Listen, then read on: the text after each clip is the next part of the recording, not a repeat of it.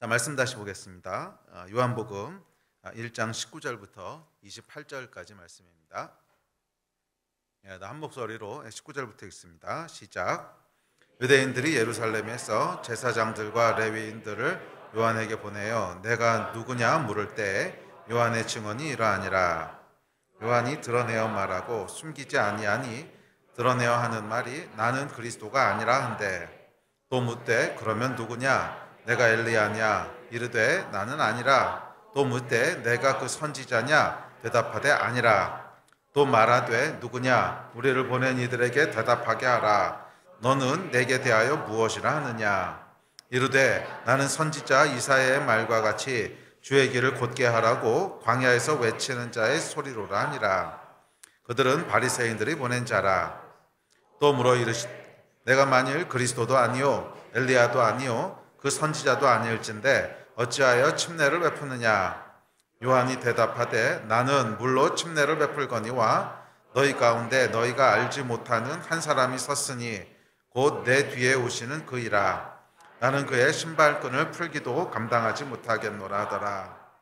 이 일은 요한이 침례 베풀던 곳 요단강 건너편 베다니에서 일어난 일이더라. 아멘.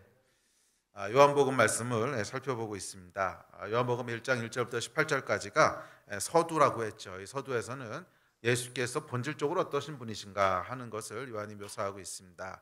그래서 태초부터 계셨던 분이시고 말씀이시고 천지를 창조하신 분이시고 생명이시고 빛이시고 이런 예수의 본질적인 그런 존재에 대해서 얘기했고, 이제 이어지는 19절, 오늘 본문 말씀인 19절부터는 이 땅에서 예수께서 행하신 일들을 기록하기 시작합니다. 그러니까 예수께서 이 땅에 오셔서 뭐라고 말씀하셨고 누구를 만나셨고 또 어떤 사역을 하셨고 뭐 이런 것들을 이야기합니다. 자, 이 말씀이 육신이 되어 이 땅에 오셨죠. 그리고 그분이 이 땅에 오심으로 구약이라고 하는 한 시대가 끝나고 새로운 시대의 여명이 밝아오고 있습니다. 자, 그런데 이 땅에서의 이야기를 기록하는 19절부터는 이 땅에서의 이야기를 기록하는데, 가장 먼저 요한이 기록하고 있는 것은 말씀이 육신이 되어 예수께서 이 땅에 오셨을 때 사람들이 어떻게 반응했는가 하는 것으로 이야기를 시작합니다. 사람들이 어떻게 반응했는가? 크게 두 종류의 반응을 지금 본문에서 기록하고 있는데, 하나는 바리새인들이 반응했던 것이고 또 하나는 그 침례 요한이 반응했던 것, 이 두 가지를 대비시켜서 이야기하고 있습니다. 그래서 하나는 부정적으로 반응했던 사람들이고 또 하나는 긍정적으로 반응했던 사람들이죠. 그래서 이 이야기를 통해서 우리는 우리에게 하나님의 말씀이 임하실 때, 하나님의 말씀이 임하면 새로운 일들이 시작되는데, 하나님의 새로운 일이 시작될 때 우리가 어떻게 반응해야 되는가 하는 것들을 살펴볼 수 있습니다. 저와 여러분 안에 바리새인들 같은 반응이 아니라 정말 침례 요한 같은 올바른 반응들이 있게 되기를 바랍니다.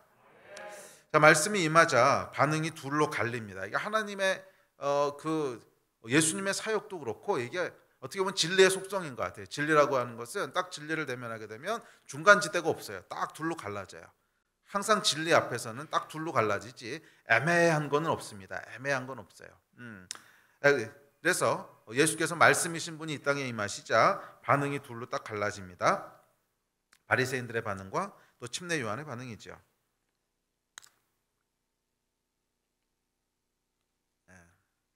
요한은 이 두 가지 반응을 대비시키고 있는데, 이것은 각 개인의 내면에서 동일하게 일어나는 반응이기도 합니다. 그래서 보통 우리가 이 말씀을 읽을 때 바리새인이 있고 침례 요한이 있구나. 나는 바리새인은 아니야. 침례 요한 같은 사람이야. 이렇게 자기를 침례 요한과 동일시하기 쉬운데, 사실은 이 말씀은 우리 내면에서 동시에 일어나는 거라는 거예요. 이 두 가지 반응이 우리 안에 같이 일어난다는 거예요. 한편으로는 하나님의 말씀이 기쁘고 좋고 그렇게 살고 싶으면서도 또 한편에는 뭐예요? 그 말씀에 대해서 저항하고 싶고 거부하고 싶고 이제 멀리하고 싶고 이런 마음이 우리 안에 동시에 일어납니다. 그래서 하나님의 말씀이 임하면 이 두 마음이 우리 안에 동시에 일어나게 됩니다. 그래서 사도 바울은 이 두 가지 마음에 대해서 로마서 7장에서 이렇게 얘기합니다. 자, 시작. 그러므로 내가 한 법을 깨달았노니 곧 선을 행하기 원하는 나에게 악이 함께 있는 것이로다. 내 속사람으로는 하나님의 법을 즐거워하되 내 지체 속에서 한 다른 법이 내 마음의 법과 싸워 내 지체 속에 있는 죄의 법으로 나를 사로잡는 것을 보는도다. 오라 나는 공고한 사람이로다. 이 사망의 몸에서 누가 나를 건져내랴. 예, 하나님의 말씀이 임하니까 새 일이 시작되는데, 그러면 우리 안에 두 법이 전쟁을 일으킨다는 거예요.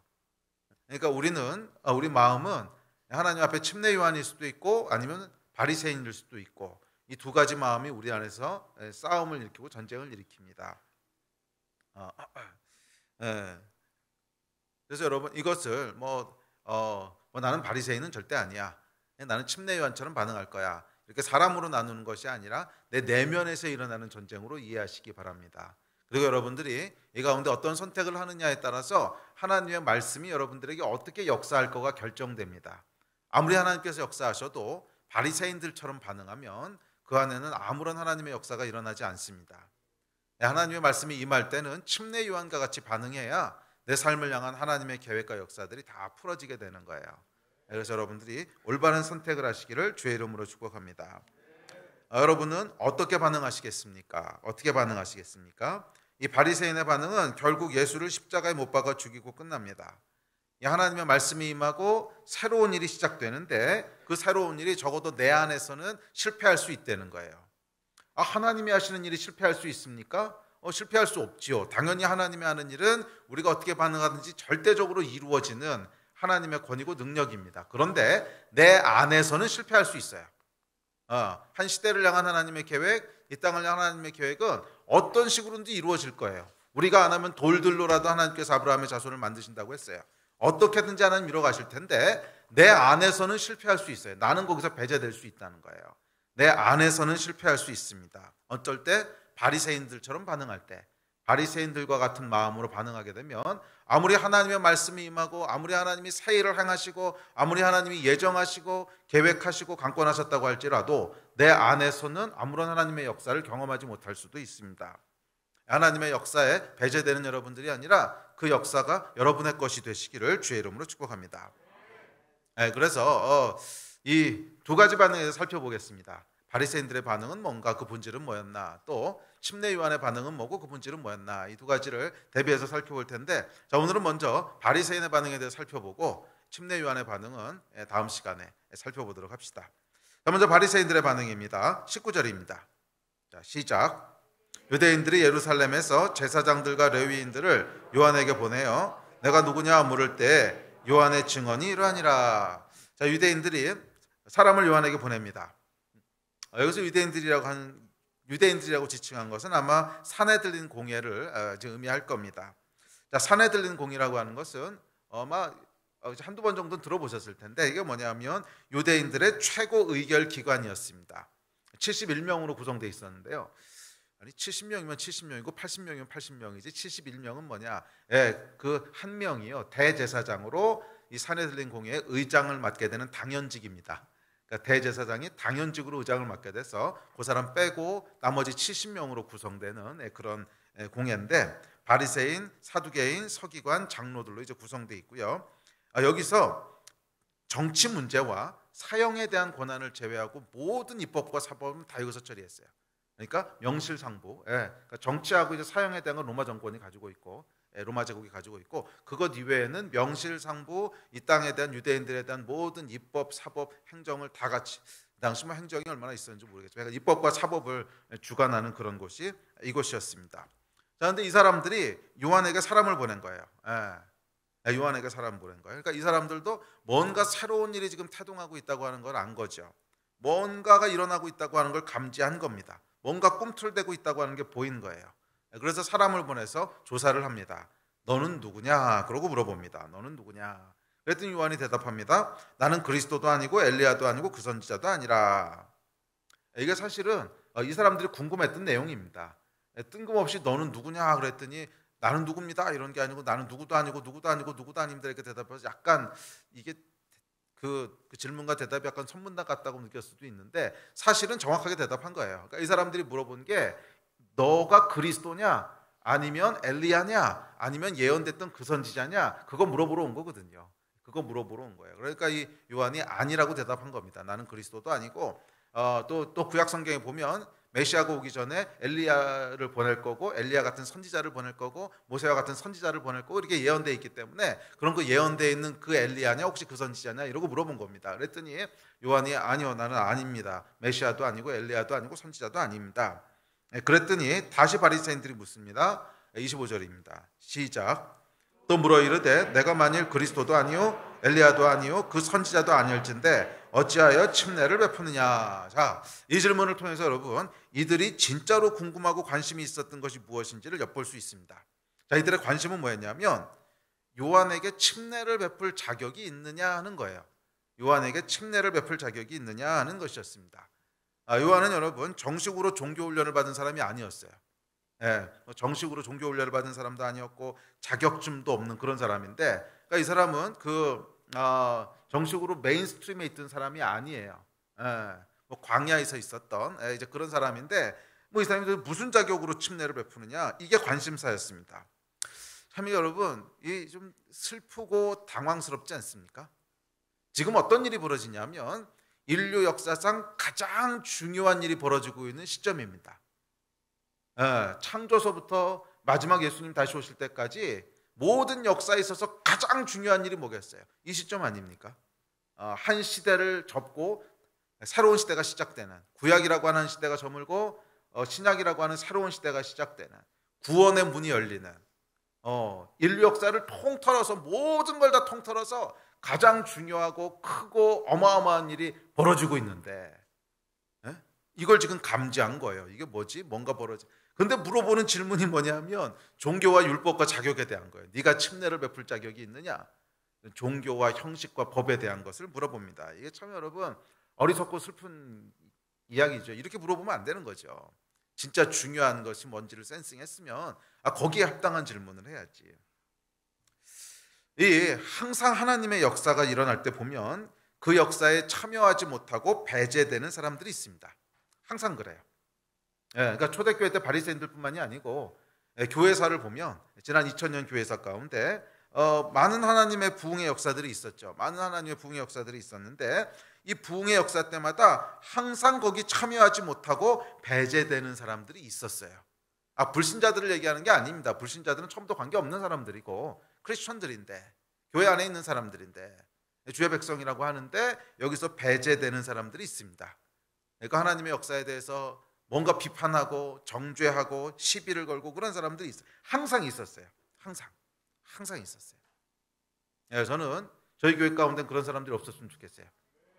주님이 역사하시면 다 같이 역사를 경험해야지 뭐 그중에 배제되는 사람이 있고 그 역사에 참여하는 사람이 있고 이렇게 되지는 않았으면 좋겠어요.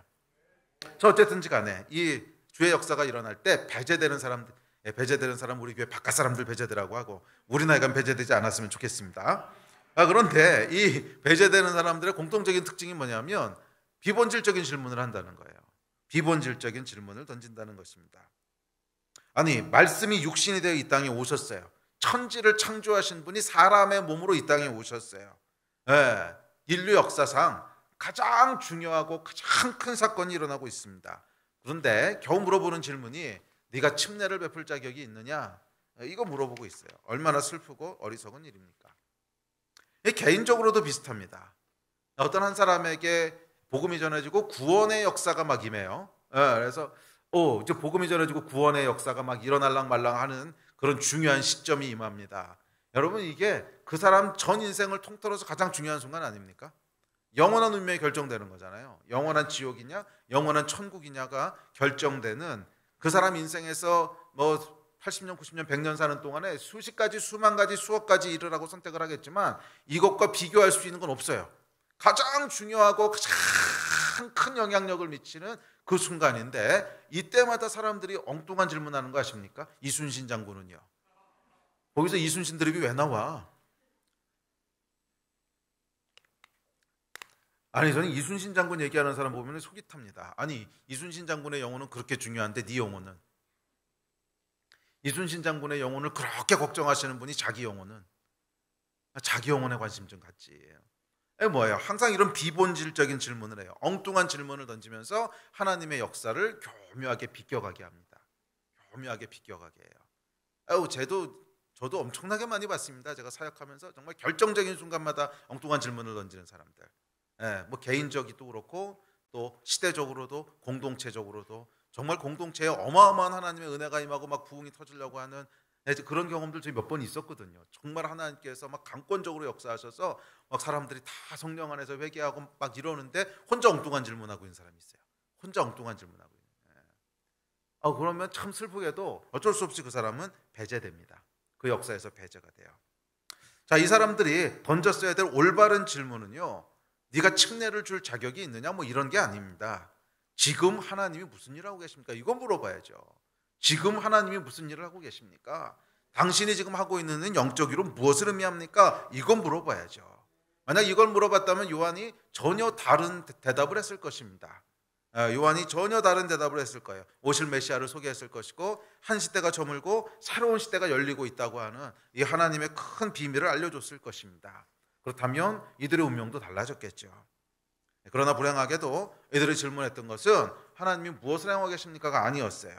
자격과 종교와 법과 뭐 이런 거 엉뚱한 질문이었습니다. 여러분, 질문을 엉뚱하게 하면요 결과도 엉뚱하게 옵니다. 어쩔 수 없어요. 질문을 엉뚱하게 하면 결과도 엉뚱하게 옵니다. 새롭게 시작되는 하나님의 역사에서 배제되는 엉뚱하고 잘못된 결과를 맞이하게 돼요. 잘못된 질문 때문에 그렇습니다. 올바른 질문을 던지신 여러분 되시기 바랍니다.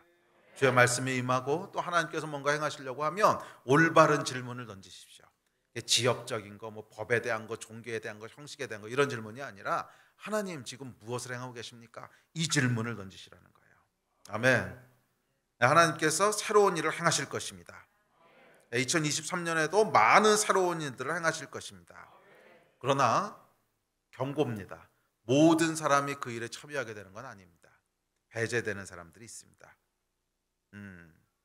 그리고 배제되는 사람들은 단순히 배제되는 것이 아니라 결국엔 하나님을 대적하게 됩니다. 바리새인들이 그랬듯이 결국은 예수 그리스도를 못 박잖아요. 결국은 예수 그리스도를 못 박잖아요. 참 무서운 일입니다. 전 여러분들은 한 명도 배제되지 않았으면 좋겠어요. 어쩔 수 없이 배제되는 사람들은 있겠지만 그건 저기 멀리 있는 다른 사람들 그러라고 하고 여러분들은 다 하나님의 일에서 배제되지 않기를 축복합니다. 자, 그렇다면 오늘 여러분들은 어떤 질문을 던지고 계십니까? 여기부터 시작하는 거예요. 오늘 나는 어떤 질문을 던지고 있습니까? 그 질문은 하나님 오늘 나에게 무슨 일을 행하시고 계십니까? 지금 우리에게 무슨 일을 행하고 계십니까? 이 질문을 던져야 돼요. 혹시 그 질문이 형식과 뭐 조직과 법과 이런 거에 대한 것은 아닙니까? 아니 여러분, 이런 그런 비본질적인 질문에 자꾸 휩쓸리지 마세요. 본질적인 질문을 던지십시오. 본질적인 질문을 던지십시오. 하나님 무슨 일을 행하고 계십니까? 그렇지 않다면 잘못하면 여러분도 배제될 수 있습니다. 자, 그렇다면 이 사람들이 이런 비본질적인 질문을 던졌던 이유는 뭘까요? 첫째는 이들이 가지고 있었던 종교 프레임 때문에 그랬습니다. 종교 프레임. 하나님의 새로운 역사가 일어날 때 그것을 막고 방해하는 가장 큰 장애물은 기존에 형성되어 있는 종교 프레임입니다. 종교 프레임이라고 하는 건 뭐 대단한 얘기가 아니라 우리가 그냥 당연하다고 생각하는 것들. 그러니까 예를 들면 기독교, 그건 이런 거야. 교회는 이런 곳이야. 예배는 이렇게 드리는 거야. 신앙생활은 이렇게 하는 거야. 우리 안에 당연히 이런 거야 라고 생각하는 것들이 있죠. 그게 왜 당연한 거죠? 그게 왜 당연한 거예요? 그게 그냥 여러 번 경험되면서 프레임이 만들어진 거예요. 이건 이런 거야. 그게 왜 그런 거야 라고 물어보면 사실 근거를 댈 수 없는 것도 많아요. 물론 뭐 근거 있는 것들도 있지만 근거 댈 수 없는 것도 많아요. 그냥 해왔던 거니까 그런 거야. 많은 사람들이 교회는 이런 곳이야. 어디서 배우는지 아십니까? 내가 다녔던 교회에서부터 배워요. 성경에서부터 보는 게 아니에요. 내가 다녔던 교회 경험에 의해서 교회는 이런 거야. 왜 교회가 그런 곳인데? 교회가 그렇지 그럼 다른 곳이야? 아니, 왜 교회가 그런 곳인데? 교회는 원래 그런 거 아니야? 대답을 못해요. 뭐예요? 이런 게 다 프레임이라는 거예요. 성경에 근거한 것이 아닌데 그냥 내가 당연하다고 생각하는 것들, 익숙해진 것들. 자, 이런 종교 프레임들이 우리 안에 있다는 거예요. 그리고 그것이 하나님의 새로운 일들을 가로막습니다. 그게 하나님의 새로운 일들을 가로막아요. 자, 종교 프레임은 전 세대에 일어났던 부흥으로부터 유래된 유물입니다. 무슨 말이냐면 하나님의 역사가 일어납니다. 뭔가 하나님의 새로운 일을 행하시고 부흥이 일어납니다. 그러면 새로운 일들이 시작되죠. 그리고 이 새로운 일들이 시작되면 그것을 담아내기 위한 새로운 어떤 조직들, 새로운 법들, 새로운 룰들, 새로운 형식들이 계속 생겨나게 됩니다. 그렇죠. 새 일이 일어났으니까 이걸 담아내야 될 거 아니에요. 그래서 그것을 잘 담아내기 위한 거기 맞는 조직들, 형식들, 법규들 이런 게 생겨나게 됩니다. 자, 예를 들어서 16세기에 종교개혁이 일어납니다. 자, 종교개혁이 일어나고 나니까 종교개혁이라고 하는 큰 어떤 부흥이 일어난 거죠. 예, 뭔가 새로운 하나님의 일이 이제 일어난 거죠. 그랬더니 이 부흥의 역사를 이 새 일을 담아내기 위해서 루터교라든지 아니면 장로교단이라든지 그런 개신교단들이 생깁니다. 과거에 있었던 카톨릭의 그 경직되고 딱딱한 그런 구조 속에는 이 새로운 하나님의 일을 담아낼 수가 없거든요. 그러니까 개신교의 본질이 뭡니까? 만인제사장주의잖아요. 모든 사람이 하나님 앞에 나가 자유롭게 하나님과 교제할 수 있다는 건데 이미 만들어져서 딱딱하게 만들어진 카톨릭의 종교 프레임은 뭐예요? 교황으로부터 상명하달식으로 이미 딱딱하게 굳어버린 그 조직 속에서 모든 사람이 각자 나가서 하나님과 교제 불가능한 거예요. 그래서 하나님께서 새로운 구조와 새로운 조직들을 만드십니다. 그래서 개신교단들이 이제 생기기 시작하는 거죠. 또 17세기에 영국의 웨슬리의 부흥이 일어났을 때 이 부흥을 담아내기 위해서 감리교단이 생깁니다. 자, 감리교는 이제 영어로 메소디스트인데 이 사람들은 진짜 방법론자들입니다. 진짜 방법론자주의라서 전 세계에 존재하는 모든 교단들 중에 룰과 법이 가장 디테일하게 깐깐하게 되는 데가 감리교단이에요. 그래서 이 성령의 역사를 담아내기 위해서 하여간 아주 구체적인 것까지 다 법으로 만들었어요. 그래서 여기 한국도 감리교단은요, 성도 총회를 어떻게 하고 언제 하고까지 다 정해져 있습니다. 왜요? 일어났던 하나님의 역사를 담아내기 위해서 노력한 거죠. 이런 겁니다. 또 19세기에 선교 부흥이 일어나고 나니까 각종 선교 단체들이 생겨나게 되고 또 20세기에 이제 큰 부흥이 일어나니까 이 성령의 운동을 담으려고 오순절 교단들이 생기고 또 80년대, 90년대, 70년대부터 한국에 부흥이 일어나죠. 그랬더니 이 부흥을 담아내기 위해서 컨템포러리 워십이라고 하는 새로운 예배 형태들이 생깁니다. 오늘날은 우리가 당연하게 얘기하고 있는 당연하게 누리고 있는 예배 형태지만 사실 과거에는 이렇게 예배 안 드렸고 지금도 이렇게 예배 안 드리는 교회들 많거든요. 주일날은 땡 하고 시작해가지고서 성가대 찬양하고 이렇게 하는 데 많지요. 그런데 이런 경배와 찬양식으로 이제 막 예배가 바뀌기 시작한 게 80년대 말 90년대 넘어가면서 바뀌기 시작하거든요. 그게 70년대부터 있었던 한국의 부흥을 담아내기 위한 이제 새로운 어떤 그릇들이었죠. 자, 이런 식으로 이 하나님의 역사가 임하면 새로운 일들이 시작되고 그 새로운 일들을 담아내기 위해서 항상 그것을 담아내기 위한 새로운 형식, 조직, 법들이 생겨나게 됩니다. 기존에 딱딱하게 경직돼 있던 그런 종교 구조로는 이 생명을 담아낼 수 없는 거예요. 아까 말씀드렸지만 카톨릭의 교황부터 시작해서 완전히 이렇게 아주 이렇게 경직되어 있는 리지드한 이런 구조 속에서 만인 제사장 자유롭게 하나님과 교제하는 게 어떻게 가능하겠어요? 불가능하거든요. 그러니까 새로운 것들, 새로운 하나님의 역사를 담아내기 위한 새로운 그릇들이 만들어지기 시작합니다. 자, 오늘 본문에 등장하는 요한복음에 등장하는 이 바리새인들도 정확히 이런 사람들이었어요. 정확히. 자, 이들은 이제 구약과 신약 사이에 그 400년이라고 하는 기간이 있죠. 마지막 선지자였던 말라기를 통해서 하나님께서 예언의 말씀을 주시고 그러고 나서 400년 동안 아무런 예언의 말씀이 안 내려옵니다. 아무런 하나님의 역사도 일어나지 않아요. 이 400년 동안에 하나님의 말씀을 생명 걸고 지켰던 사람들이 이 사람들이에요. 이 400년 동안에 사실 여러분 400년이 짧은 기간이 아니거든요. 지금으로부터 400년 전이면 언제예요? 조선시대 초기 중기 이때란 말이에요. 아니 그때 그 사람들 믿었던 이런 잡신들, 그다음에 천지심령, 유교 지금 거의 없잖아요. 무슨 얘기냐면 400년이면 한 민족 안에 종교가 여러 번 바뀔 수 있는 긴 기간이라는 거예요. 사실 종교가 바뀌는 건 고사하고 민족이 다 흩어져 버릴 수도 있는 그런 기간이었습니다. 그런데 이 민족이 흩어지지 않도록 생명 걸고 지키고 하나님의 말씀을 생명처럼 지켜왔던 사람이 이 사람들이에요. 우리는 신약 성경만 보니까 바리새인 그러면은 진짜 인간 말종처럼 이렇게 보지만 그런 사람들이 아니라는 거예요. 굉장히 말씀을 지키기 위해서 헌신됐던 전 세대의 부흥을 이끌었던 사람들이에요. 아니 그것도 400년 동안이나 하나님의 역사가 없는데 아무런 하나님의 말씀도 내려오지 않는데 그거 지키는 게 얼마나 어려웠겠어요. 여러분 한번 생각해 보세요. 400년이 아니고 한 4개월만 예배 때 아무 감동도 없고 말씀을 묵상해도 아무런 깨달음도 없고 그럼 돌아버리지 않겠습니까? 4개월만 그런데 이게 400년을 민족 가운데 아무런 하나님의 말씀이 안 내려오는데 지키는 게 보통 어려운 일이 아니죠. 이거를 진짜 믿음으로 말씀 하나 붙잡고 버텼던 사람들이 이 사람들입니다. 전 세대의 부흥을 이끌었던 사람들이에요. 자, 그런데 시간이 흐르면서 무슨 일이 벌어집니까? 이들이 처음 시작했을 때 그 생명력, 처음 시작했을 때 그 하나님의 어떤 역사, 그런 것들이 어느 순간부터 희미해지기 시작하면서 제가 전 시간에 얘기했죠. 지난 금요일에 화석화된다고. 점점 희미해지면서 이것이 당연한 것으로 인식되기 시작합니다. 처음 시작할 땐 당연한 게 아니었어요. 새로운 거였지. 네? 항상 하나님의 역사는 이 패턴으로 넘어가요. 새로운 거였는데 당연한 게 되기 시작해요. 처음 경험할 땐 분명히 새로운 거였는데 시간이 10년, 20년 흐르면 당연한 것이 되기 시작합니다. 당연한 것이 되기 시작하고 그리고 서서히 거기서 벗어나는 것들은 정죄하고 핍박하기 시작합니다. 이게 화석화되는 거예요. 생명은 사라지고 생명의 흔적만 남는 거예요. 예. 이 성령의 역사는 사라지고 법과 조직만 남는 거예요. 이렇게 흘러간다는 거예요.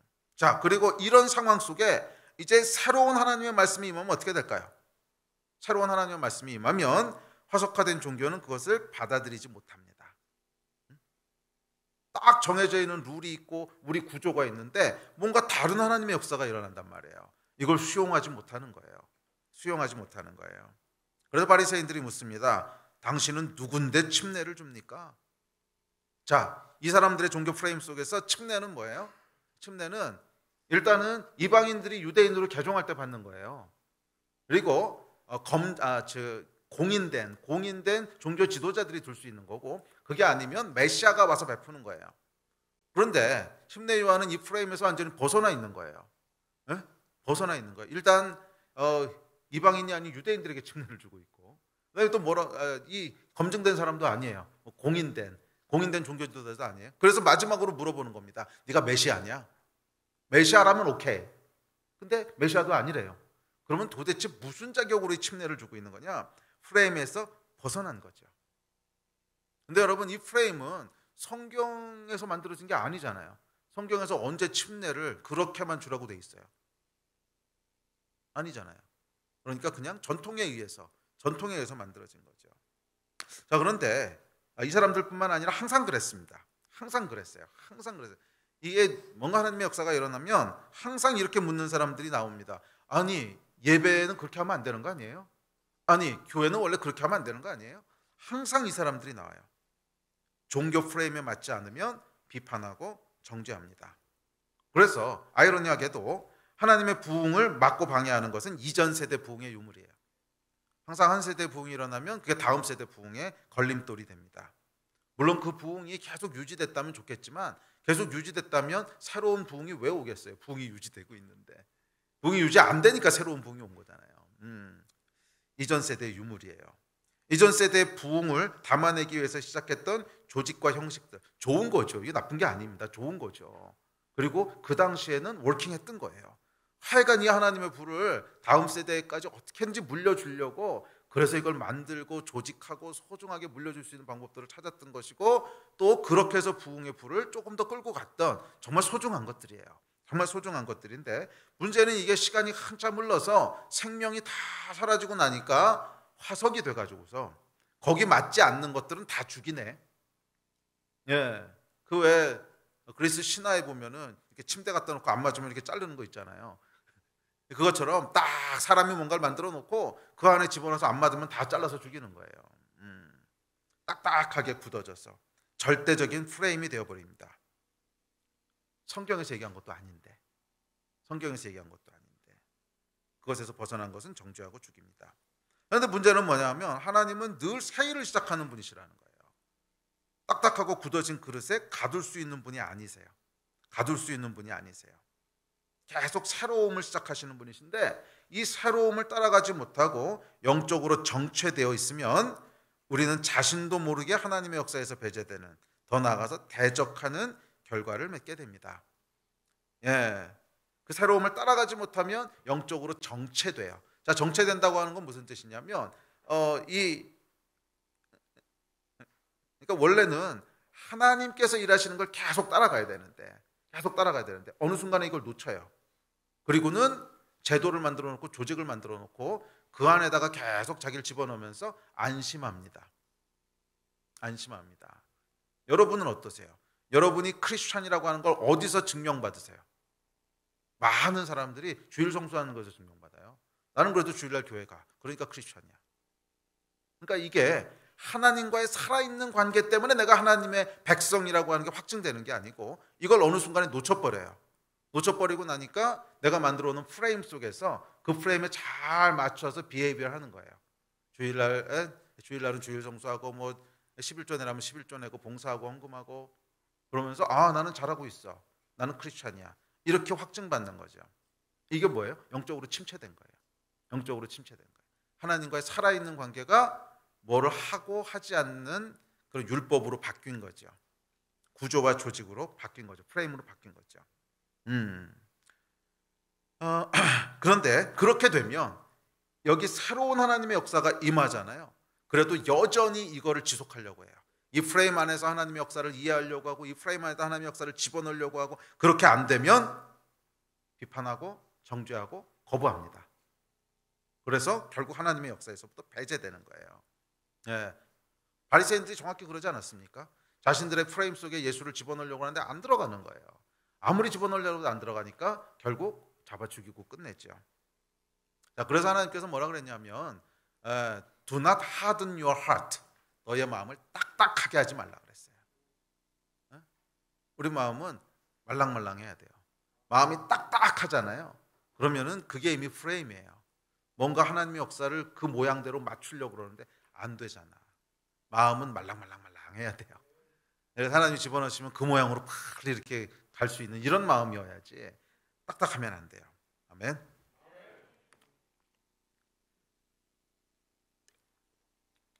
자, 그러나 모든 프레임이 다 무의미하거나 모든 프레임이 하나님을 대적한다는 것은 아닙니다. 이건 조심하셔야 돼요. 모든 프레임들이 다 잘못됐거나 또 하나님을 대적한다는 건 아니에요. 내용을 담기 위해서는 항상 그릇이 필요하고 또 하나님은 무질서의 하나님이 아니라 질서의 하나님이세요. 아니, 물이 확 부어졌는데 아무런 그릇도 없다? 그럼 물을 어떻게 담겠어요? 그러니까 이런 조직을 만들고 프레임을 만드는 건 하여간 지금 임한 하나님의 이 물을 조금이라도 더 저장해줬다가 뒤에 오는 사람들에게도 맛보게 해주려고 하는 거거든요. 좋은 거예요. 좋은 거. 굉장히 좋은 겁니다. 그래서 보면 예수님께서 그러니까 예수께서도 이전 세대의 영적인 유물인 회당이라고 하는 조직을 존중하시고 이용하시잖아요. 회당을 부인하지 않으셨거든요. 그게 예수님 전 세대에 만들어졌던 어떤 영적인 유물인데, 그렇죠. 그런데 문제는 뭔가 새로운 하나님의 역사가 일어나려고 하는데 그것이 현재 가지고 있는 그릇하고 충돌을 일으키다 어떡할 거냐. 이거를 지금 그러니까 그거 조심하라는 거예요. 그릇과 내용이 충돌을 일으킬 때, 충돌도 안 일어났는데 괜히 그릇 부순다고 하지 말고, 충돌 안 일어나고 있으면 그 그릇 좋은 거니까 그냥 쓰시면 돼요. 그런데 충돌이 일어날 때 어떡하냐는 거예요. 충돌이 일어날 때 이렇게 하라고 얘기합니다. 자, 다음 구절 시작. 새 포도주를 낡은 가죽 부대에 넣지 아니하나니 그렇게 하면 부대가 터져 포도주도 쏟아지고 부대도 버리게 됨이라. 새 포도주는 새 부대에 넣어야 둘이 다 보존되느니라. 자, 이 말씀은 여러분 모든 기존의 질서를 무시하고 무너뜨리라는 뜻은 아닙니다. 절대 아닙니다. 그러나 새롭게 일어나는 하나님의 역사가 있는데 기존에 있던 가죽 부대하고 안 맞는다는 거예요. 프레임하고 계속 충돌을 일으킵니다. 이때는 하셔야 될 일이 있습니다. 첫째, 성경에서 얘기하고 있는지를 검증하셔야 돼요. 이게 가장 중요합니다. 성경에서. 자, 뭘 검증해야 되냐면 첫째는 일어나고 있는 하나님의 역사도 말씀으로 일어나고 있는 건가? 하나님의 말씀에 기초하고 있는가? 이거 물론 보셔야 되고요. 그것과 더불어 중요하게 보셔야 될 게 내가 지금 지키고자 하는 이 프레임들, 지키고자 하는 어떤 형식들, 룰들, 이것은 성경에서 명확하게 규정하고 있는 건가? 이거 보셔야 돼요. 만약에 성경에 명확하게 나와 있다 그러면 그것은 생명 걸고 지켜야 됩니다. 타협하면 안 돼요. 무슨 일이 있어도 불편하다고 조금 더 효율적인 것 같은 게 있다고 이렇게 바꾸시면 안 돼요. 성경에서 하라 그런 건 무조건 지켜야 됩니다. 자, 예를 들어서 저희 교회 같은 경우도 형식적인 거 굉장히 싫어하지만 그럼에도 불구하고 타협하지 않고 지키는 게 있습니다. 뭐죠? 성만찬, 성찬. 이거 절대 타협 안 합니다. 왜? 성경에서 그런 형식으로 이렇게 하라고 규정해 놨거든요. 이건 절대로 타협하지 않습니다. 그러나 예를 들어서 우리가 지금 예배 드리는 이 형식, 성경에 이렇게 예배 드리라는 게 나와 있어요? 반드시 목사가 뭐 주도해야 되고 목사가 없으면 예배 드리면 안 되고 이런 거 나와 있어요? 없잖아요. 또 뭐 침례나 안수기도나 이거는 반드시 목사만 해야 되고 이런 규정이 성경에 있나? 없잖아요. 그러니까 이런 거는 그냥 우리가 질서를 위해서 유익을 위해서 그렇게 하는 거지 생명 걸고 지킬 건 아니라는 거예요. 생명 걸고 지킬 건 아니라는 거예요. 그냥 성령께서 다르게 역사하시면 얼마든지 갈 수 있는 거라는 거예요. 아멘이십니까? 아니 그냥 이런 형태로 예배 드리는 건 뭐 개신교 종교 개혁이 일어났을 때 이렇게 하니까 훨씬 더 자유롭고 좋다. 그래서 그냥 해보니까 이게 유익하고 질서도 있고 그러니까 그냥 하는 거지. 모든 예배는 반드시 이런 식으로 드려야 된다. 이런 룰은 어디도 없습니다. 성경에 그렇게 어디 나와 있어요? 안 나와 있잖아요. 그냥 경험상 이게 좋더라. 그래서 하는 것 뿐이죠. 자, 그래서 예를 들어서 예배에는 반드시 성가대가 있어야 된다. 이런 거 있습니까? 없죠. 저희 교회도 처음에 성가대 없다고 얼마나 공격을 많이 받았는데 요즘은 별로 안 받는데 옛날에는 성가대 없다고 해가지고 얼마나 이단 아니냐 3단 아니냐. 성가대가 없는 게 왜 이단이야? 도대체 성경에 어디 그런 게 나와 있다고. 자, 이런 것들 말이에요. 하여간 정확하고 깊게 들여다봐야 돼요. 성경에서 규정하고 있는 거냐. 그런 거라면 생명 걸고 지킵시다. 절대 어떤 일이 있어도 타협하지 맙시다. 그러나 그것이 성경에서 규정하고 있는 것이 아니라 그냥 전통에 의해서 주어진 유익함이라면 그건 조심하셔야 돼요. 전통에 의한 유익함을 절대화시키면 안 돼요. 그건 절대로 우리가 그걸 절대적으로 붙잡고 있으면 안 됩니다. 생명 걸고 지킬 필요도 없어요. 그것은 그냥 필요에 따라서 하고 필요 없으면 안 할 수 있는 거예요. 그런 유연성이 있어야 하나님이 새로운 일을 행하실 때 그 일에서 배제되지 않을 수 있어요. 아니고 이걸 딱 붙잡고 이렇게 아주 리지드하게 딱딱하게 붙잡고 있으면 하나님의 역사에서 배제될 수 있어요. 이것을 분별하셔야 됩니다. 아멘. 두 번째로 분별하셔야 될 것은 뭐냐면 이게 새로운 일이라고 무조건 기존 질서를 대체하느냐, 그건 아닙니다. 대체할 필요가 있을 때 대체하는 것이지 무조건 대체를 위한 대체가 아니에요. 무엇을 봐야 되는가? 자, 기존 질서가 기존에 어떤 형식이 있고 폼이 있는데 그게 어떤 영적인 의미가 있는가? 그리고 그 의미가 많은 사람들에게 공유되고 있는가? 둘째, 얼마나 실제적인 영적인 유익이 있는가? 이거 같이 봐야 돼요. 우리가 누리고 있는 여러 가지 형식들과 예배 형식들, 신앙생활의 형식들이 보통은 우리 윗세대, 그 윗세대, 그 윗세대부터 쭉 내려오고 있는 것들이 많죠. 그래서 어떤 것들은 우리 윗세대 분들은 그게 무슨 의미인지를 다 알고 있었어요. 그 세대 문화에서는 그게 당연한 거였어요. 그런데 젊은 세대들이 나오고 세대가 흘러가고 그러면 그게 무슨 의미인지를 모를 수 있거든요. 문화가 바뀌면서 저거 왜 하는 거지? 저게 뭐지? 이럴 수 있단 말이에요. 그러면 그것은 이제 재고해 봐야 돼요. 성경에서 명확히 규정된 게 아닌데 그런 것들이 있다면 그거에 생명 걸 필요 없다는 거예요. 또 실질적으로 어떤 영적인 유익을 주고 있는가? 윗세대는 거기에 대한 공감대들이 다 있었기 때문에 충분히 영적인 유익들을 주고 있었는데 지금은 그게 뭔지도 모르겠는데 무슨 영적인 유익이 왜 있겠어요? 뭐 하고 있는지도 모르겠는데 이게 여러분 저게 뭐 하고 있는지도 모르겠고 왜 저걸 하는지도 모르겠고 실질적인 영적인 유익이 뭔지도 모르겠는데 젊은 세대들이 교회에 흥미를 느끼고 나올까요? 나오라 그러는 게 나오는 게 이상한 거지. 저거 왜 하는 거예요? 모르겠어.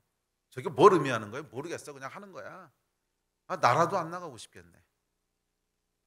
네, 그런 것들을 계속 붙잡고 있으면 안 돼요.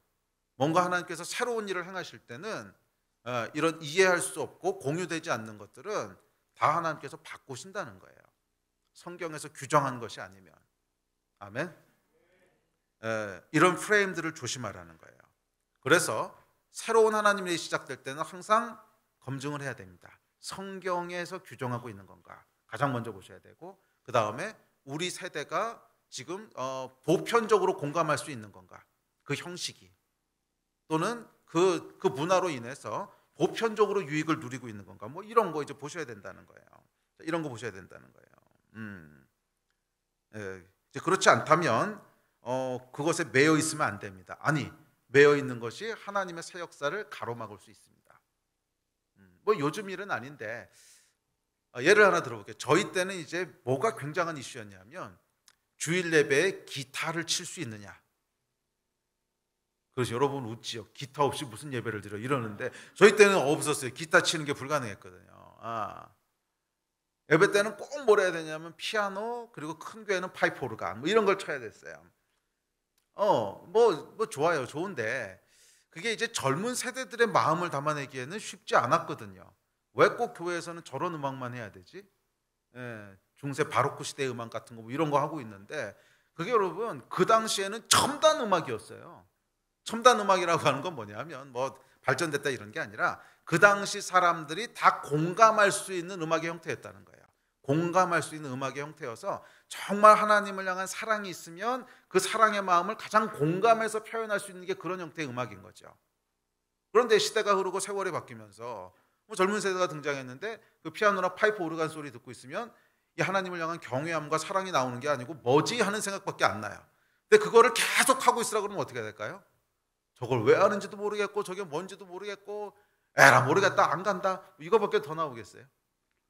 하여간 이제 그런 충동들이 일어나면서 교회에서 이제 기타 좀 쓰게 해달라고 제가 청년 때 약간 무지 애를 써서 간신히 이제 얻어냈어요. 청년 예배 때는 써도 좋다. 단 정식 예배 때는 안 되고 준비 예배라는 이름을 써라. 준비 예배가 뭔지. 하여간 그래서 준비 예배 어떻게 들었냐면 11시에 이제 예배가 시작되면 10시 40분부터 11시까지가 준비 예배예요. 그래서 그때는 기타를 써도 돼요. 그리고 11시가 땡 하고 시작되면 기타는 스르르 사라지고 피아노가 등장하면서 이제 꽝 하고 등장합니다. 넌센스 같지만 하여간 그러고 살았단 말이에요. 드럼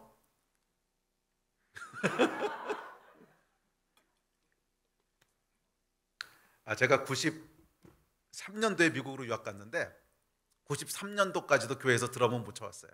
드럼 소리는 못 들어봤어요. 기타 소리는 좀 들어봤어도. 그러니까 주일 예배 때, 뭐 청년 예배 때야 뭐 하고 그랬겠지만 주일 예배 때는 못 들어봤어요. 이걸 주일 예배 때 친다고 하는 것은요 정말 2단 3단 마귀 새끼입니다. 이건 뭐 말이 안 되는 일이었어요.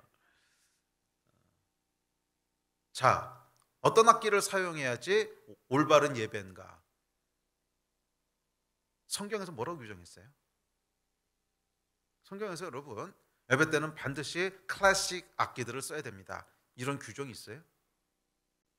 뭐 피아노나 난 아직도 이해가 안 되는 게 왜 이 더블 베이스는 되면서 베이스 기타는 안 되는지. 둘 다 나무로 만들었고 줄을 쓰고 있고 음도 비슷해.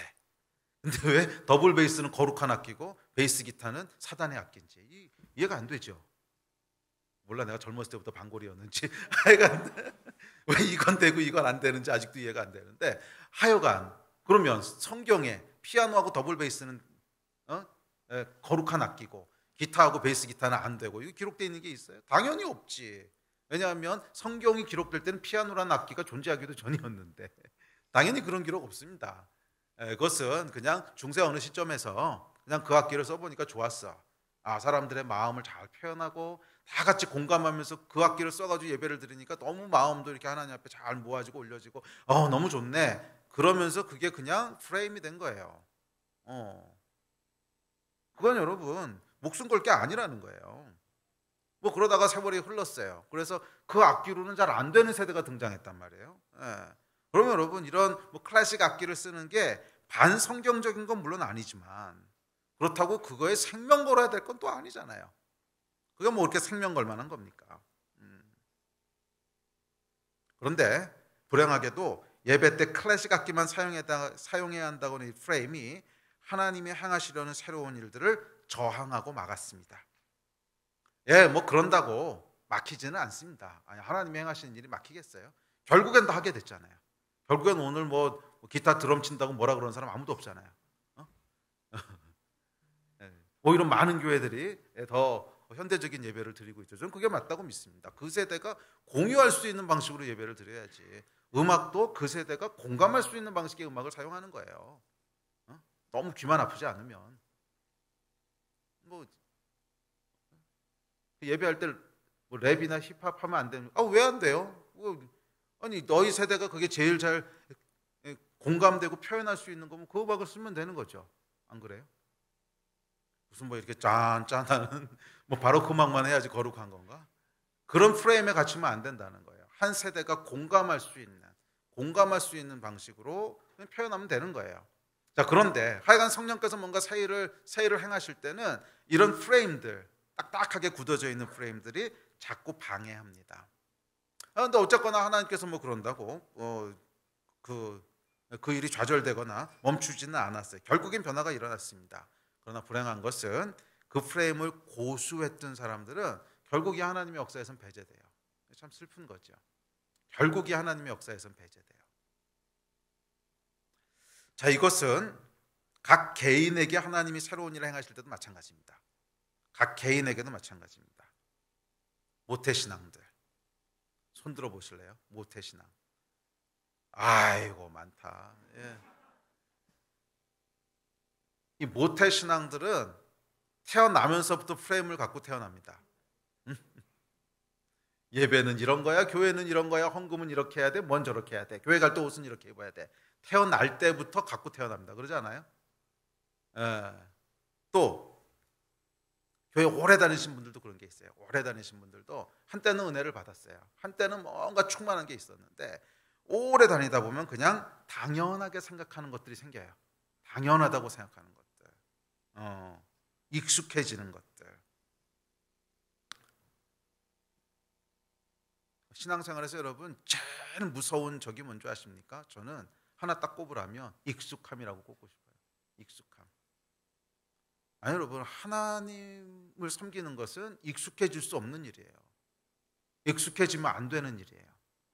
항상 하나님을 대면할 때는 늘 처음처럼 새로워야 되고, 늘 우리 안에 두려움이 있어야 되고, 늘 우리 안에 경외함이 있어야지 이게 정상이지.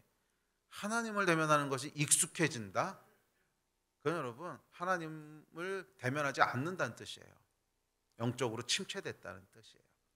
네, 자기도 몰라요. 자긴 잘하고 있다고 생각해요. 왜? 프레임을 만들었거든. 응? 신앙생활이라고 한 건 이런 거야. 그러고 거기에 충실했거든. 여러분, 충실한 것은 하나님께 충실해야 되는 것이지 프레임에 충실한 게 아닙니다. 나는 충실하게 주일 성수했거든. 평생 한 번도 안 빠졌거든. 그래서 어쩌라고? 그게 어쩌라고? 하나님께 평생 신실하고 충성돼야지. 내가 만들어 오는 룰에 충성된 게 무슨 의미가 있어요? 아닙니까? 이런 실수들을 저지르는 거예요. 특별히 오래 신앙생활 하다 보면, 오래 신앙생활 하다 보면 이런 프레임들에 익숙해지게 됩니다. 당연하다고 생각하는 것들이 생깁니다. 자연스럽다고 생각하는 것들이 생깁니다. 아니 여러분, 프레임들을 한번 돌아보십시오. 내가 당연하다고 생각하는 것들, 주일 성수하는 거, 뭐 11조 하는 거, 뭐 하는 거, 셀, 하여간 다 테이블에 올려놓고 하나씩 검증해 보세요. 이것이 성경에서 규정하고 있는 건가? 나에게 영적인 의미가 있는 건가? 실질적인 영적인 유익을 주고 있는 건가? 하나씩 다 검증해 보라고, 테스트해 보라고. 그리고 아니라면 그거 왜 하고 있는 거예요? 아니라면 왜 하고 있는 거예요? 물론 어떤 건 개인적으로 해야 되고 어떤 건 공동체적으로 해야 됩니다. 공동체적이라고 하는 건 뭐냐면 나는 그게 의미 없다고 느껴도 다른 사람은 거기서 영적인 유익을 볼 수 있거든. 그러면 질서의 하나님이시기 때문에 공동체 서로의 유익을 위해서 우리가 함께 해야 되는 것들이 있어요. 그러니까 모든 것들을 내가 혼자서 다 결정할 수는 없어요. 그러나 각 개인이 결정하는 문제들이 있잖아요. 각 개인이. 그거는 돌아봐야 돼요. 돌아봐야 돼요. 어떤 유익이 있는지. 그냥 단순히 익숙해져서 하고 있는 건 아닌지.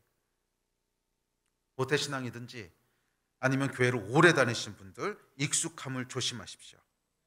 뭔가 하나님이 새 일을 행하실 때는 항상 익숙함이 그것을 가로막습니다. 항상 익숙함이 그것을 가로막습니다.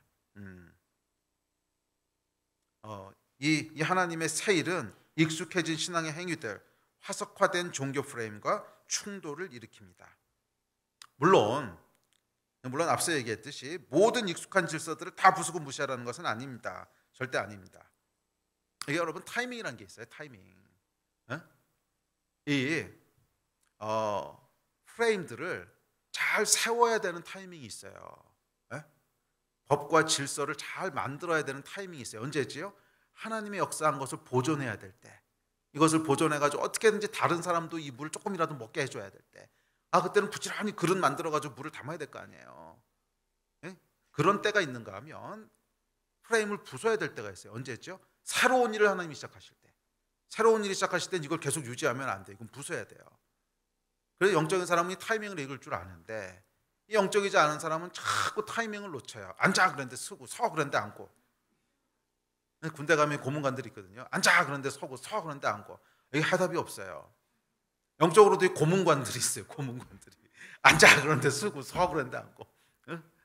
아니 프레임을 만들어야 되는데 부수고, 부숴야 되는데 만들고. 이러면 하나님의 역사에서 배제되는 거예요.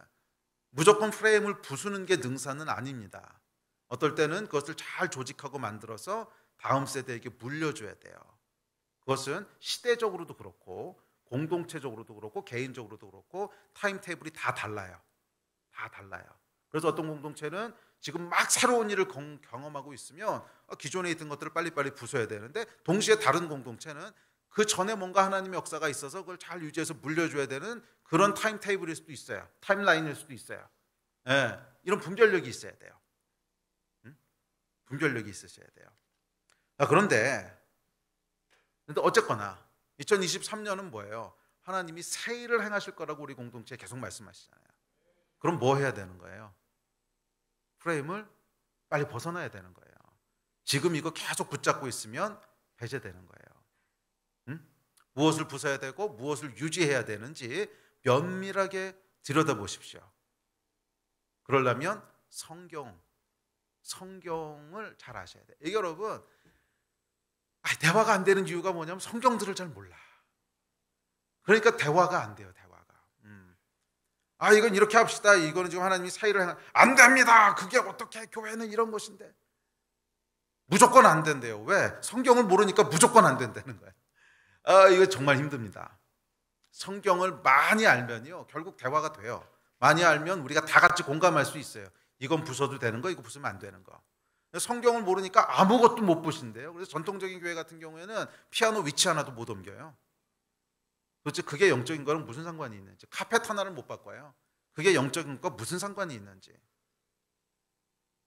우리는 여러분 성경은 생명 걸고 지키지만 그것도 안 보질 거야. 그게 무슨 상관이 있습니까? 바꾸면 되는 거지 그냥. 성경의 사람들이 되시기 바랍니다. 그래야 공동체가 함께 하나님의 역사를 분별하며 갈 수 있어요.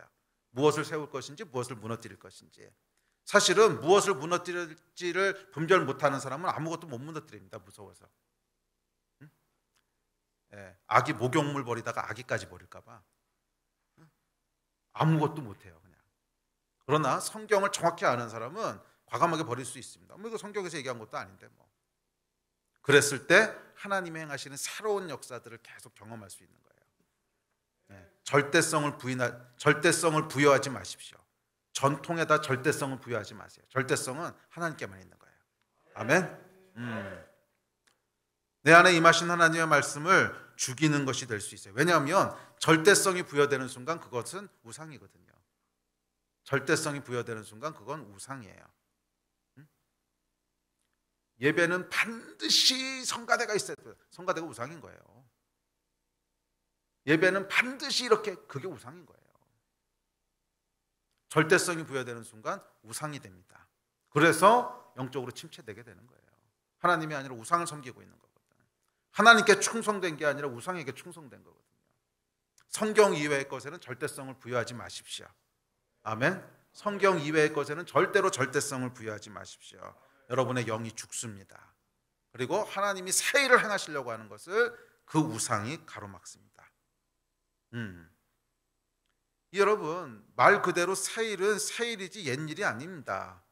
기존의 것으로 설명이 안 되니까 새일인 거지. 설명이 되면 옛일이죠. 기존의 것으로 이해가 안 되니까 새일이지, 이해가 되면 옛일이죠. 사람들이 새일을 기대한다고 하면서도 여전히 옛일 안에다가 가두려고 하는 이 모순, 이것부터 타파하셔야 돼요. 여러분 안에 있는 바리새인의 프레임을 조심하십시오. 그게 여러분의 영을 죽이고, 그게 하나님이 행하시려고 하는 새로운 일들을 가로막습니다. 종교 프레임들, 내가 익숙하다고 생각하는 것들, 당연하다고 생각하는 것들 조심하십시오. 그리고 그 익숙함과 당연함이 도전받을 때 불편하다고 느끼고 비판적이 되고, 이거 조심하세요. 이게 바리새인의 스피릿이에요. 이거 따라가게 되면 결국 하나님의 역사에서 배제됩니다. 저는 저희 교회에서는 한 사람도 그런 사람이 없었으면 좋겠어요. 우리가 다 같이 하나님의 역사를 분별하고 다 같이 따라갔으면 좋겠어요. 안 해도 다 같이 안 하고, 해도 다 같이 하고. 그렇지 않고 반반 나뉘어가지고서 이거 하자 그러고 저거 하자 그러고, 아이고, 그러면요 공동체가 다 같이 배제돼요. 공동체가 다 같이 하나님의 일을 경험하기 위해서는 한 마음이 돼야 돼요. 그러기 위해서는 뭐가 있어야 돼요? 말씀의 사람. 말씀을 알아야 프레임을 부수든지 말든지 할 거 아니에요. 말씀의 사람들 되십시오. 그리고 하나님 이외에는, 성경 이외에는 절대성을 두지 맙시다. 성경에서 지키라고 하는 것은 생명 걸고 지키지만, 그렇지 않은 것은 하나님이 아닌 것 같다 그러면 과감하게 바꿉시다. 아멘? 뭐 어때요? 뭐 성경에서 하라 그런 것도 아닌데 그냥 유익한 대로 바꾸자고요. 성령께서 인도하시는 대로 바꾸자고요. 저 예를 들어서 주일날 목사나 전도사나 선교사가 아닌 평신도 집사가 올라와서 설교할 수 있어요, 없어요? 두려워요? 성경 어디에 집사는 설교하면 안 된다는 얘기 어디 나와요? 성경을 잘 몰라요? 성경에 안 나와요, 그런 거. 집사가 설교하면 어떻고 애가 설교하면 어떻고 성경에 나와 있는 게 아닌데.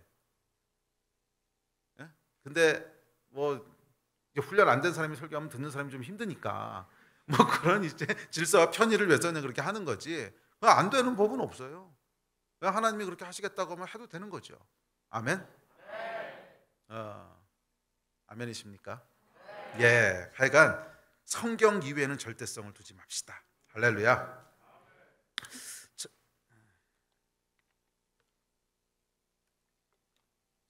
말씀이 육신이 되어 이 땅에 임했을 때 바리새인들의 반응은 하나님의 새 일을 옛 종교 프레임 안에 가두려는 것이었습니다. 그리고 이 반응에 더 깊이 내려가 보면 기저에는 뭐가 있냐면 두려움이 있습니다. 두려움이 있어요. 어떤 두려움이냐면 내가 이루어 놓은 성과, 현재 누리고 있는 편안함 또는 기득권, 이런 것을 잃을지도 모른다는 두려움. 내가 뭔가 열심히 일했어요. 평생을 헌신해가지고 이만한 거 세워놨어요. 그런데 어쩌면 그걸 누릴 수 없을지도 몰라. 이런 두려움들이죠. 예를 들어서 이런 거예요. 저희 교회는 뭐 침례교라서 장로님이 없지만 뭐 장로교에서 이제 장로님이 계시다고 합시다. 평생을 교회에 헌신하고 섬기고 그래가지고 이제 장로의 지위까지 올랐어요. 그런데 어느 날 목사님이 우리 이제부터 장로제도 없애고 그냥 맨 땅에서 다시 시작합시다. 그러면 어떠실까요? 장로를 없애요? 이거 분명히 나올 겁니다. 왜? 내가 여기까지 오느라고 얼마나 헌신하고 했는데, 그래서 지금 이렇게 존경을 받고 이런 리더십을 발휘하고 있는데 갑자기 없애, 안 됩니다, 안 됩니다. 당연히 그렇게 나오죠. 장로만 그런 게 아닙니다. 목사 떼고 갑시다. 그럼 목사를 떼는 게 아니고 제 목을 뗄 겁니다, 아마. 저희 교회하고 다를 것 같아요. 우리 교회는 뭐 장로제도가 없으니까 그렇다고 해도 셀리더들, 뭐 진장들, 코치들, 성령께서 역사하셔서 오케이 우리 이런 거 없이 싹 다 리셋하고 다시 합시다. 반은 뒤집어질 거예요. 반은 뒤집어질 거예요. 내가 그래도 여기까지, 속으로는 그게 올라오는 거지. 내가 이루었던 성취들, 그래서 지금 편안하게 익숙하게 누리고 있는 어떤 것들, 그게 갑자기 못 누리게 될지도 모른다는 이 두려움. 바리새인들 정확히 그거 아니었습니까? 우리가 지난 400년 동안 얼마나 많은 희생을 하고 얼마나 많이 헌신하면서 여기까지 왔는데, 그래서 이 민족의 종교 지도자라고 존경을 받고 있는데 갑자기 어디 듣보잡이 나타나가지고서 이 지위를 위협하는 거잖아요. 침례 요한부터 시작해서 예수님까지. 그러니까 결국 잡아 죽이는 거잖아요. 두려움. 우리 안에도 똑같이 있어요. 똑같이 있어요. 뭐 사역자들 떼고 우리 다시 시작하자. 선교사들 다 떼고 시작하자. 여러분 아마 선교 나가는 게 아니고 교회 나갈 거래요. 목사들 떼고 시작하자 그러면 목사 떼는 게 아니고 진짜 제목 달라고 할 겁니다. 이 사람 안에 어떤 두려움이 있냐면 내가 성취한 것들, 내가 이룬 것들, 기득권. 기득권이란 표현은 약간 더 부정적이긴 한데 하여간 내가 지금까지 성취하고 헌신해서 익숙하게 만들어 놓은 것들이 있어요. 익숙하게 만들어 놓은 것. 그 안에서 내가 지금 편안하게 누리고 있는 거죠. 지난 10년을 30년을 내가 교회 봉사하고 헌신하고 어쩌고 하면서 익숙하게 만들어 놓은 이 프레임들이 있는데 갑자기 어느 날 이게 부서질 것 같은 거예요. 갑자기 부서질 것 같은 거예요. 가만히 있어봐. 뭔가 영적인 일이 일어나는 것 같기는 한데 이거 따라갔다가는 어쩌면 이걸 전부 다 누릴 수 없을지도 몰라. 이런 거. 그렇죠. 안 해본 일이고 안 가본 일이니까 그런 두려움들. 그래서 뭔가 하나님의 역사가 일어나도 프레임 안에서 일어났으면 좋겠고, 뭔가 하나님의 역사가 일어나도 프레임 안에서 행하셨으면 좋겠고, 프레임 안에서 움직였으면 좋겠고, 프레임 안에서 생각했으면 좋겠고, 그게 편하고 안전해 보이죠. 이 두려움 때문에 프레임을 벗어나려고 하지 않습니다. 자기의 안전지대를 떠나려고 하지 않아요. 그런데 말이에요. 하나님께서 새 일을 시작하실 때는 항상 뭐를 도전하시냐면 이 프레임을 도전하세요. 안전지대를 항상 도전하세요. 사실은 두려움에 대한 도전이에요. 왜 하나님이 그 프레임을 도전하시냐면 네가 진짜 의지하는 게 뭔지 그걸 하나님은 보고 계신 거예요. 진짜 의지하는 게 뭔지. 사실 이런 프레임들이 만들어지기 전에는 그냥 하나하나 하나님 의지하는 수밖에 없었어요. 그렇지 않습니까? 정말 안고 서는 거 하나까지도 하나님 나를 도우시지 않으시면 이러고 시작하잖아요. 정말 갈급하게 겸손하게 하나님만 의지하고 붙잡고 가는데 이게 어느 순간 이제 조금 머리 좀 컸다고 한 20년 30년 신앙생활 하고 나면 내가 목사인데 전도사인데 선교사인데 장로인데 집사인데 셀리더인데 도대체 그게 어디서부터 온 거죠? 이런 프레임들을 다 만들어 놓고 조금 더 벗어나려고 하지 않아요. 벗어나는 걸 두려워하는 새 일을 딱 행하실 때 하나님께서 보고 계신 거예요. 네가 진짜 의지하는 건 뭐야? 네가 진짜 의지하는 건 뭐야? 그래서 제가 뭐라 그랬어요? 절대성을 부여하는 순간 우상이 된다 그랬죠. 그 우상을 의지하고 있는 거예요. 그 우상을 의지하고 있는 거예요. 그래서 여러분 후에 살펴보겠지만 요한을 부르실 때요 광야로 부르세요. 아무것도 없는 곳. 다윗도 광야로 부르세요. 예수님도 광야로 부르셨어요. 다윗 생각해 보십시오 여러분. 골리앗 쓰러뜨리고 나서부터 그가 성취했던 것들이 얼마나 많았는지. 사울은 천천히요 다윗은 만만이라. 국민들의 지지, 찬양, 대장군이라는 위치 거저 얻은 건가? 아니죠. 생명을 걸고 전쟁에서 취득한 거잖아요. 정말 하나님 나라에 헌신하고 목숨 걸고 그래서 성취해서 거기까지 간 건데 하나님께서 한순간에 다 무너뜨리시고요 광야로 부르십니다. 왜? 새 일을 행하실 거거든요. 새 일을 행하실 거거든요. 그 프레임 안에서는 새 일이 일어날 수가 없어요. 그 프레임 안에서는 새 일이 일어날 수가 없어요. 그냥 그 안에 머물려고 하고 유지하려고 하고 그 안에서 위로받고 보호받고 안정감을 느끼고 끝. 그런데 여러분 다윗이 광야로 나오면서부터 그의 시편들을 보십시오. 오직 하나님, 나의 생명은 오직 하나님, 나의 반석은 오직 하나님, 나를 지키시는 분은 오직 하나님, 나를 도우시는 분은 오직 하나님. 새 일이 시작되잖아요. 거기서부터 다윗 왕국이라고 하는 새 일이 시작되잖아요. 그래서 하나님께서 항상 새 일을 시작하실 때는 우리가 의지하고 있는 프레임들을 벗어나게 하세요. 깨세요. 그리고 광야로 부르세요. 하나님만 딱 바라볼 수. 맞아요 여러분. 프레임의 본질은 하나님보다 더 안정감을 준다고 느끼는 거예요. 그냥 그 안에 있으면 편안한 거예요. 그 안에 있으면 천년만년 안전할 것 같습니다. 그런데 여러분 정말 그럴까요? 천만에 하나님의 변화의 바람이 일어나면 이 프레임은 여러분 한순간에 날아가 버립니다. 한순간에 날아갑니다. 그 안은 절대 안전하지 않습니다. 결코 안전하지 않습니다. 정말 안전한 곳은 광야로 나가는 거예요. 하나님만 딱 바라보고 붙잡는 거예요. 이 변화의 파도에 올라타신 여러분 되시기를 축복합니다. 예배팀 앞으로 나오십시오.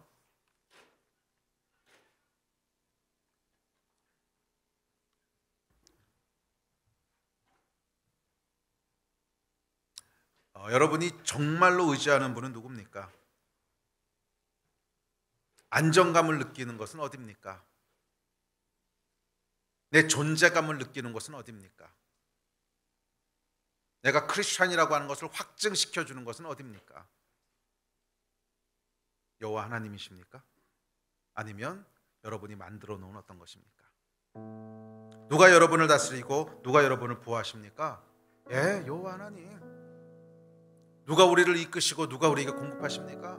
예, 여호와 하나님. 누가 우리의 반석이시고 누가 우리의 방패십니까? 예, 여호와 하나님. 누가 우리의 생명이시고 누가 우리의 호흡이십니까? 예, 여호와 하나님. 누가 우리의 소망이시고 누가 우리의 빛이십니까? 예, 여호와 하나님. 여호와 하나님만을 의지하십시오. 프레임이라고 하는 병품 뒤에 숨지 마십시오. 옛것 익숙한 것이 주는 편안함에 속지 마십시오. 회원 여러분, 하나님의 새로운 바람이 불면 한순간에 날아가 버립니다. 날아가지 않는 것은 오직 하나님 한 분뿐이십니다. 하나님을 의지함으로 새해를 맞으십시오.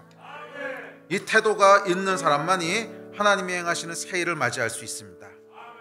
예, 하나님께서는 약속대로 2023년에 많은 새해를 행할 것입니다. 저는 믿습니다.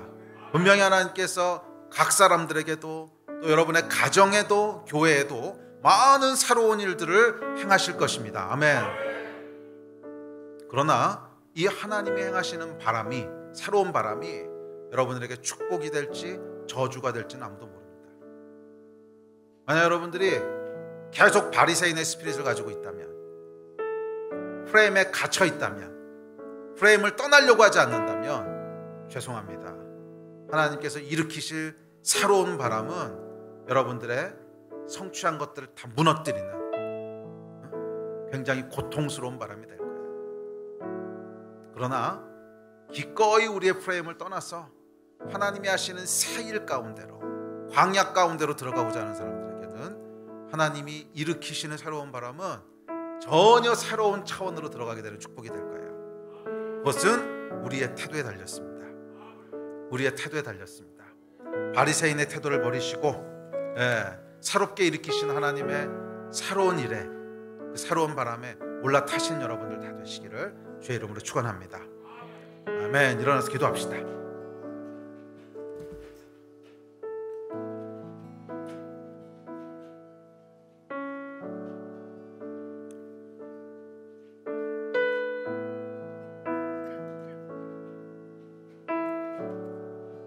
우리 말씀 기억하시면서 함께 기도하실 텐데, 우리의 익숙함들을 내려놓읍시다. 주님, 익숙함이 아니라 매일매일 새로운 하나님을 만나기 원합니다. 익숙함이 아니라 매일매일 새로운 하나님을 만나기 원합니다. 하나님 이외에는 그 어떤 것도 절대적인 것은 없습니다. 우리의 왕은, 우리의 주인은 하나님 한 분이십니다.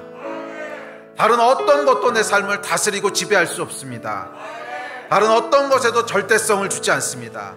하나님만 의지하고 하나님만 신뢰합니다. 그런 한 해가 되기를 결단합니다. 성령이여 도와주십시오. 성령이여 도와주십시오. 이 마음 가지고 우리 주여 한번 부르짖고 합심해서 간절히 기도하십시다. 주여.